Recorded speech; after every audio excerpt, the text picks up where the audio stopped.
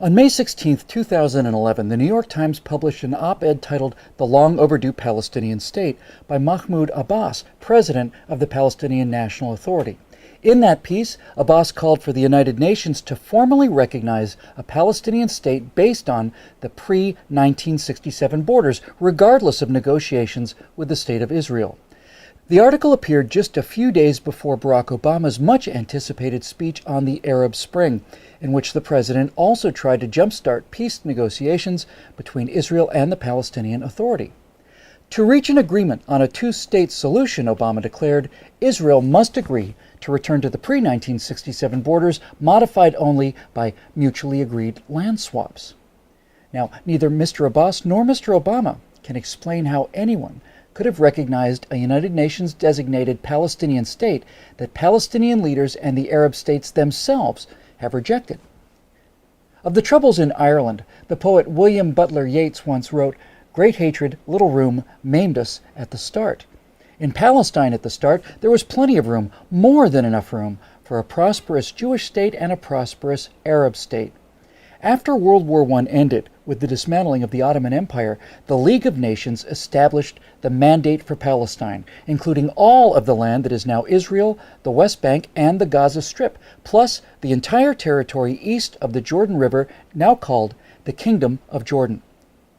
The area under the Mandate was as large as Syria and about half as large as Iraq, yet the total population at the time was less than 1 million, of whom 10% were Jews. It was in that vast, underdeveloped and underpopulated territory that the British had promised in the language of the 1917 Balfour Declaration to support the establishment in Palestine of a national home for the Jewish people.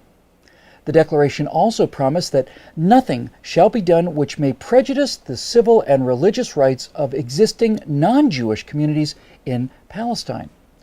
Open Jewish immigration to the Holy Land was encouraged, as was freedom of speech, religion, and assembly for the Arabs of Palestine, rights they had sorely lacked under Turkish rule. Mired for more than 2 centuries in backwardness and grinding poverty, Palestinians were never recognized by the Ottoman Empire as possessing any distinctive national identity.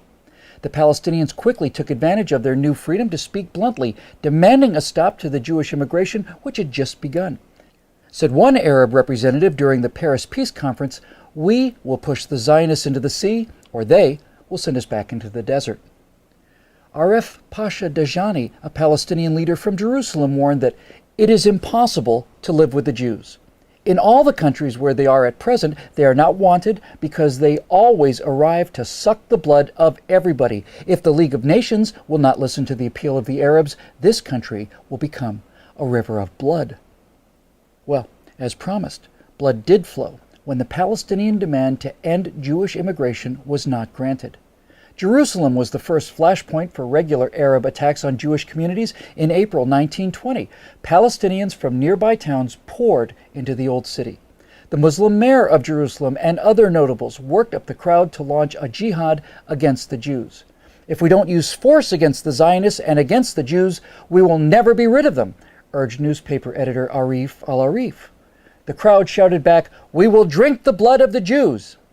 Shouting Islamic slogans like "Muhammad's religion was born with the sword," thousands surged through the Jewish quarter and into West Jerusalem. The mobs vented their rage against any Jew they could find, burning and looting homes and stores, and even attacking British and Arab policemen. After several days of rioting, the final toll was 6 Jews dead, hundreds beaten, and widespread destruction of property.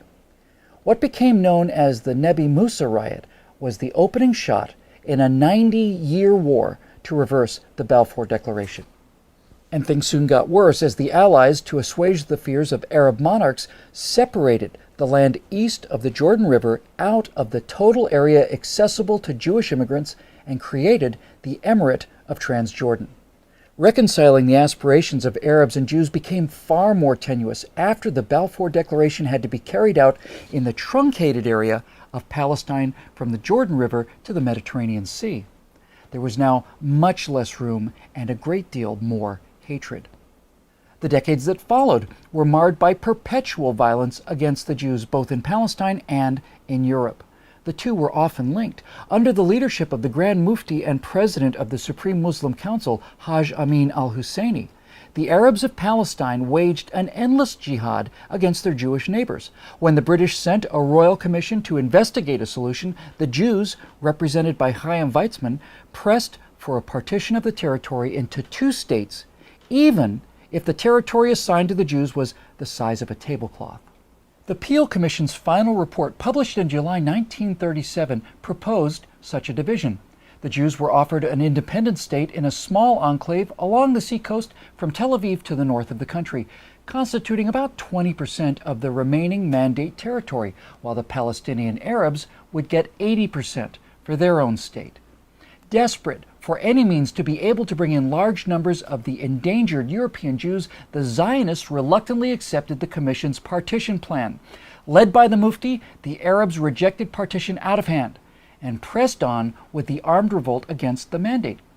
The British succeeded in putting down the violence for a time. Al-Husseini was sent into exile, ultimately in Hitler's Nazi Germany, where he lived as a special guest of the Führer.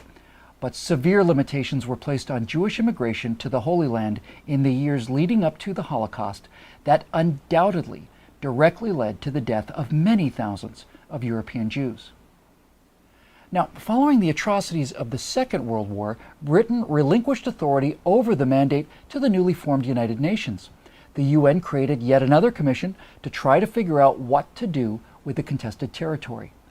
The United Nations Special Committee on Palestine recommended, by a vote of 7-3, yet another two-state solution, another partition plan to the General Assembly. This plan would have seen the territory divided almost equally between Jews and Arabs. Once again, the Zionists made public their acceptance of the proposal, and once again, Arab officials announced that any partition would be met with rivers of blood.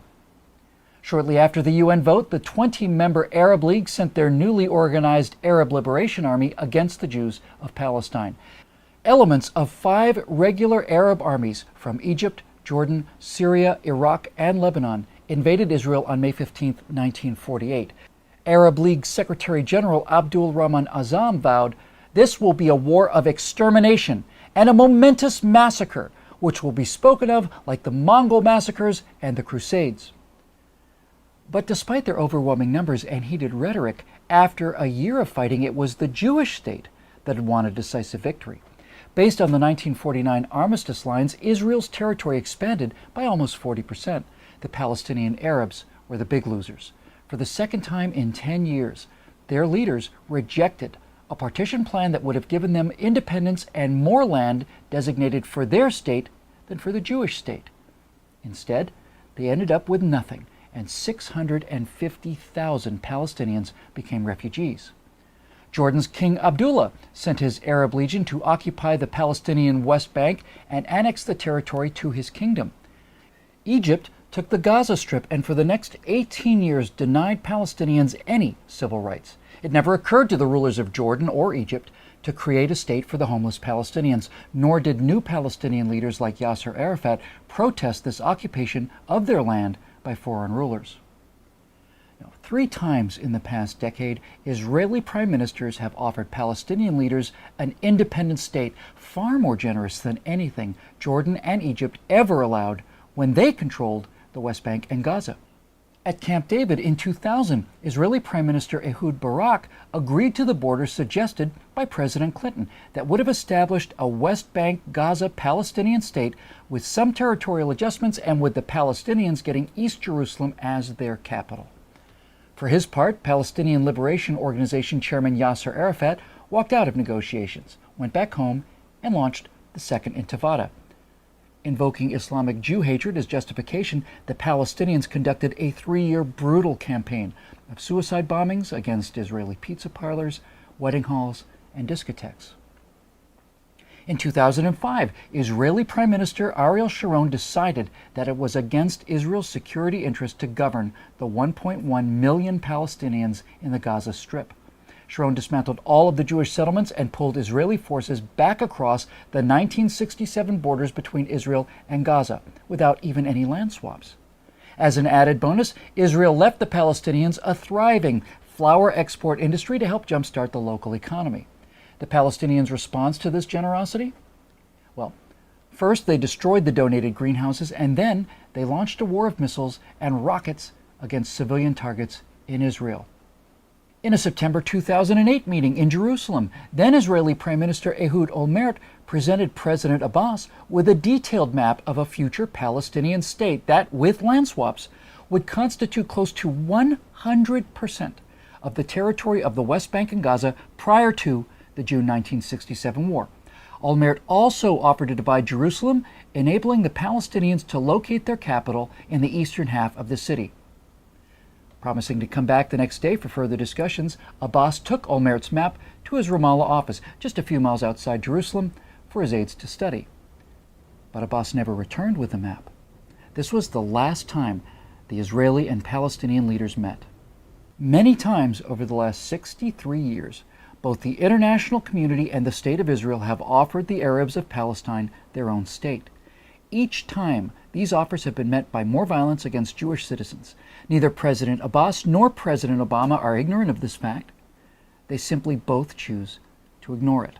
For Mr. Abbas, this refusal seems to be part of a consistent thread woven throughout the Arab war against the Jews. Mr. Obama's positions remain more mysterious.